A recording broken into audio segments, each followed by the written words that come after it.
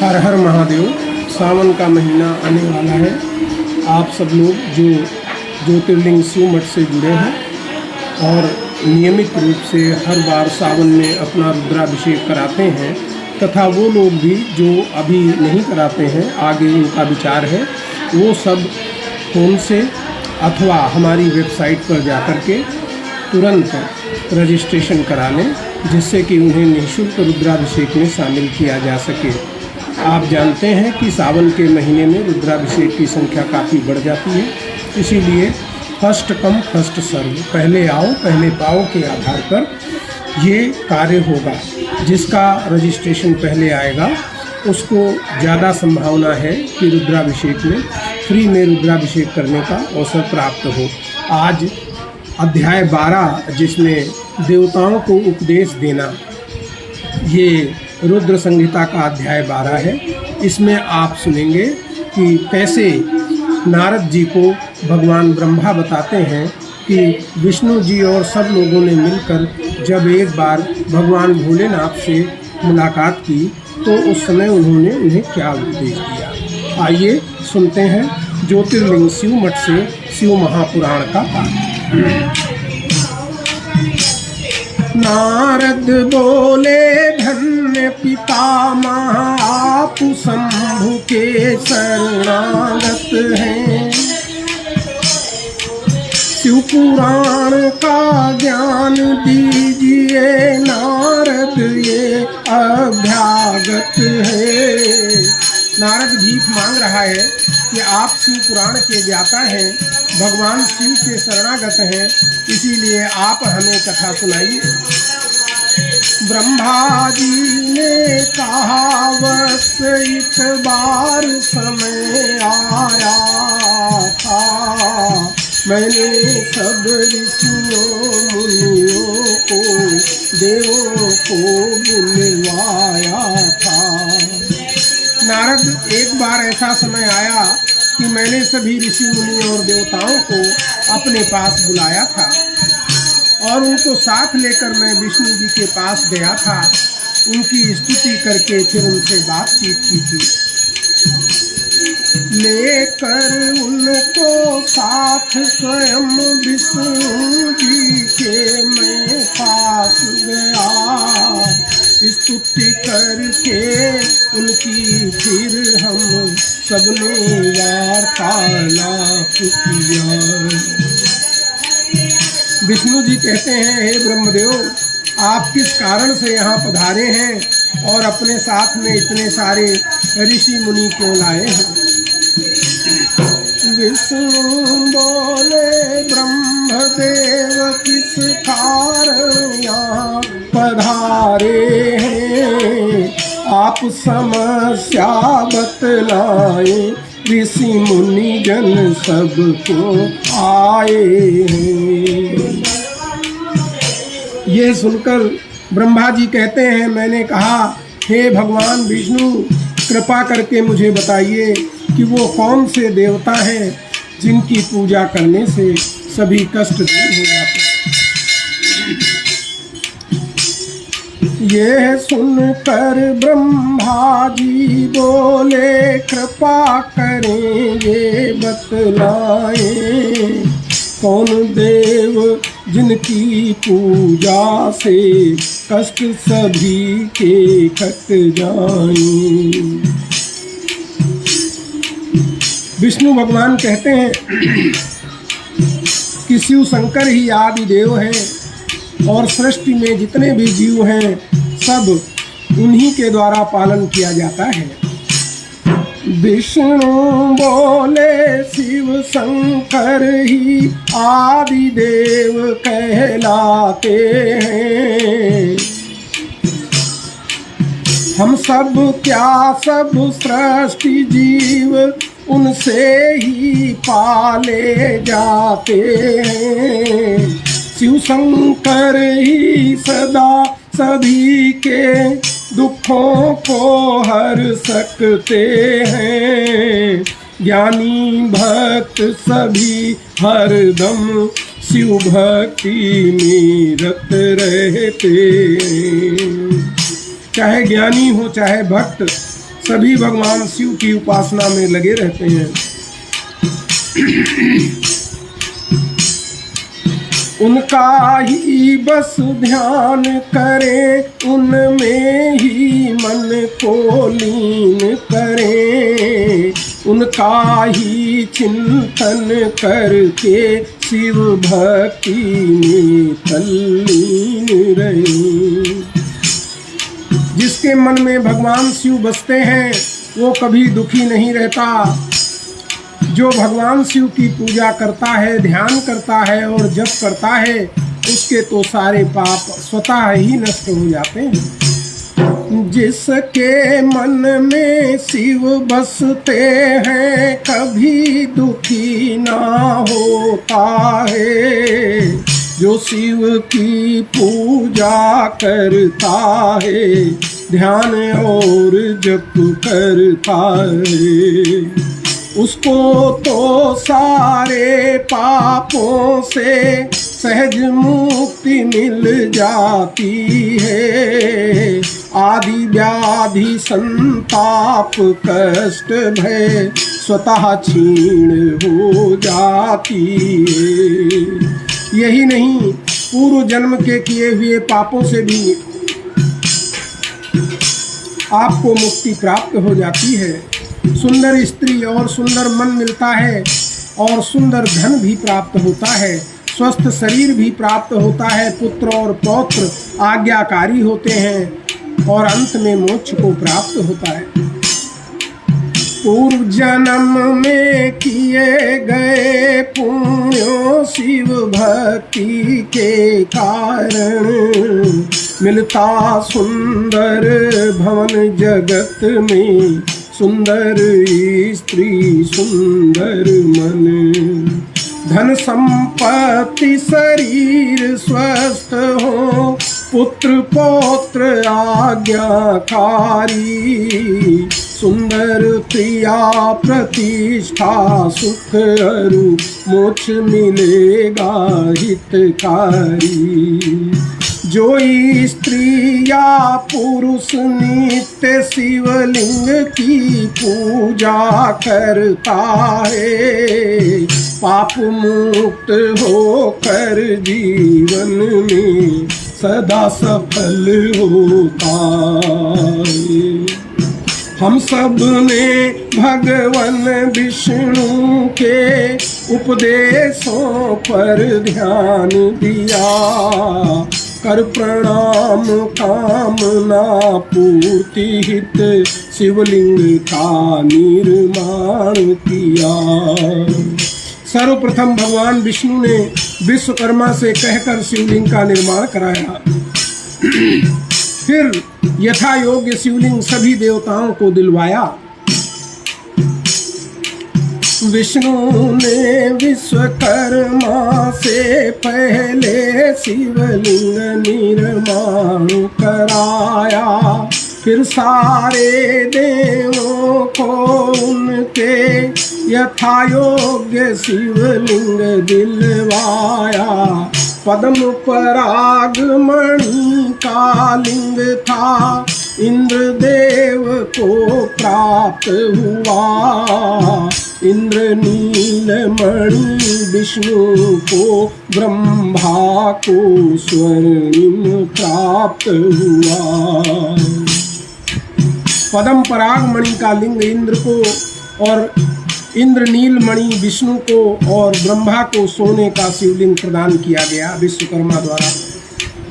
विश्वदेव चांदी का शिवलिंग स्वर्ण कुबेर धारते हैं। धर्मराज पुखराज वरुण भी श्याम वर्ण का पाते हैं। विश्वदेव को चांदी का शिवलिंग, कुबेर को सोने का, धर्मराज को पुखराज का और वरुण को श्यामल रंग का, वसुगण को अश्वनी कुमारों को पीतल का मिलता है और स्फटिक लक्ष्मी को, आदित्यों को तांबा मिलता है। वसुगण अश्वनी कुमारों को पीतल के शिवलिंग का पूजन करने का विधान है और लक्ष्मी को स्फटिक के पूजन का विधान है और आदित्यों को तांबे का शिवलिंग प्रदान किया गया। चंद्रमा को मोती का, ब्राह्मण को ब्रजलिंग, ब्राह्मणियों को मिट्टी का, नागों को मूंगे का शिवलिंग और मयासुर को चंदन का। मोती चंद्र ब्राह्मण ब्रजलिंग, ब्राह्मणियों को मिट्टी का, नागों को मूंगे का शिवलिंग और मयासुर चंदन का। देवी को मक्खन के शिवलिंग की अर्चना करनी पड़ती है और माता सरस्वती रत्नों के शिवलिंग की पूजा करते हैं। देवी मक्खन के शिवलिंग की सदा अर्चना करती हैं। सरस्वती माता रत्नों के शिवलिंग की पूजा करती है। सभी यक्षगण दही से बने हुए शिवलिंग की पूजा करते हैं और योगी जन भस्म के लिंग की पूजन करते हैं। बाणासुर को पार्थिव लिंग के पूजन का विधान मिलता है। सभी यक्षगण दधि से निर्मित शिवलिंग की पूजा करते हैं। योगी जन भस्म के लिंग का ही सदैव पूजन करते हैं। बाणासुर को पार्थिव लिंग के पूजन का विधान मिलता है। सभी उपस्थित लोगों को हरि से लिंग पूजन विधि मिलता है। हुई हर्ष अनुभूति हृदय में सुनकर विष्णु जी की बात। मैंने जग कल्याण हेतु बतलाई रहस्य की बात। ब्रह्मा जी ने फिर शिवलिंग की शिव भक्ति महिमा गाई। शिवलिंग भोग मोक्ष देता है, यह है उत्तम फलदायी। मनुष्य का जन्म उच्च कल में पाना दुर्लभ होता है और जन्म भी मिल गया तो शिव भक्ति पाना दुर्लभ होता है। मानव जन्म उच्च कुल में पाना दुर्लभ होता है। जन्म मिला तो शिव भक्ति को पाना दुर्लभ होता है। इसीलिए मानव हरदम नित शिव भक्ति में रहो। शास्त्र मार्ग में चलो जाति कुल सदाचार तल्लीन रहो। जिस प्रकार की संपत्ति आपके पास हो उसी अनुपात में दान दें। जप तप और यज्ञ का विधान करें और नित्य भगवान शिव के ही ध्यान में लगे रहें। संपत्ति के अनुसार दान दें, जप तप यज्ञ विधान करें। नित्य ध्यान से ही शिव मिलते, ऐसा मन में ज्ञान करें। जब तक ज्ञान प्राप्त ना हो हम कर्मों से ही ध्यान धरें। सत्य असत्य वस्तु हैं जो शिव ही है सम्मान करें। इस संसार की हर वस्तु शिव ही है। तत्व ज्ञान ना होने तक मूर्ति का पूजन करते हैं। जाति नियत कर्मों का भी अनुपालन हरदम करते हैं। इष्ट का पूजन और दान सभी बाधाएं हर लेता है और यही धीरे धीरे फिर आपको भगवान के समीप कर देता है। जैसे मैले कपड़े पर अच्छी तरह से रंग नहीं चढ़ता और अगर कपड़ा साफ हो तो रंग बिल्कुल साफ साफ चढ़ जाता है, इसी तरह धीरे धीरे शिव के पूजन से आपका तन निर्मल हो जाता है और फिर उस पर ज्ञान का रंग धीरे धीरे चढ़ने लगता है। दान इष्ट पूजन ही सारी बाधाएं हर लेता है और यही फिर धीरे धीरे शिव समीप कर देता है।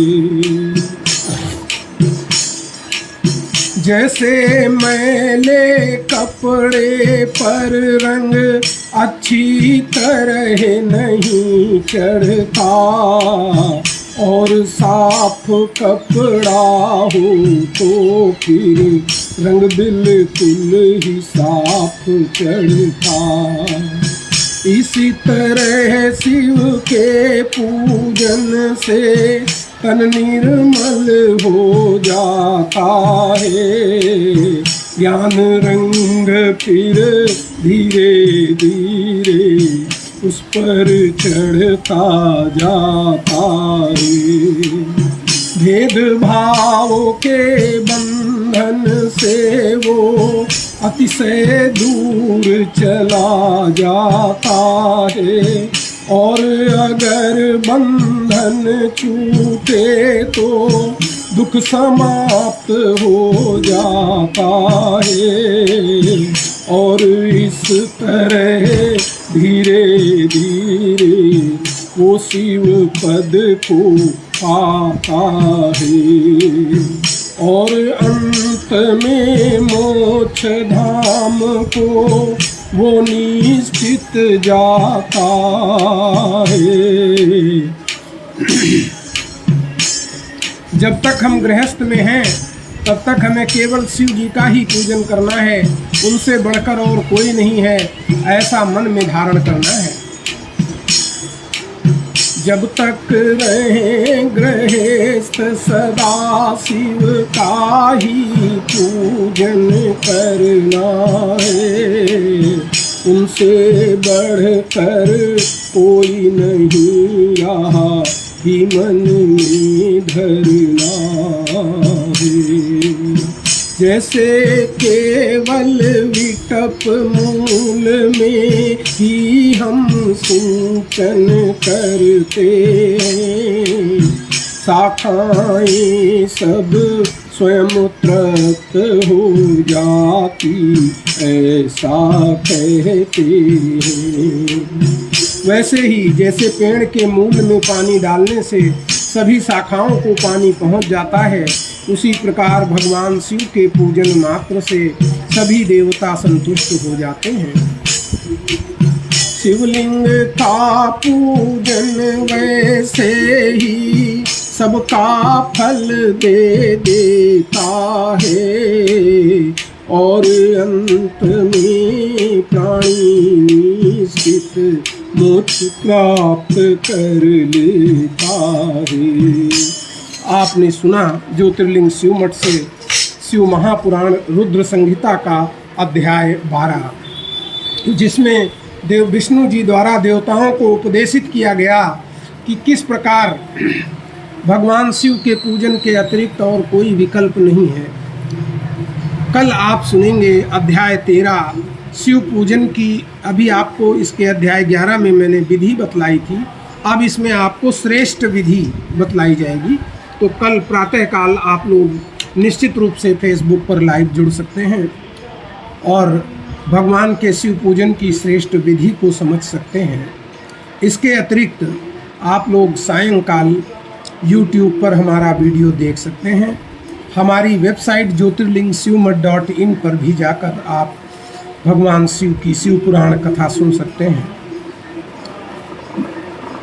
कल पुनः मिलेंगे, तब तक के लिए हर हर महादेव। जय भोलेनाथ।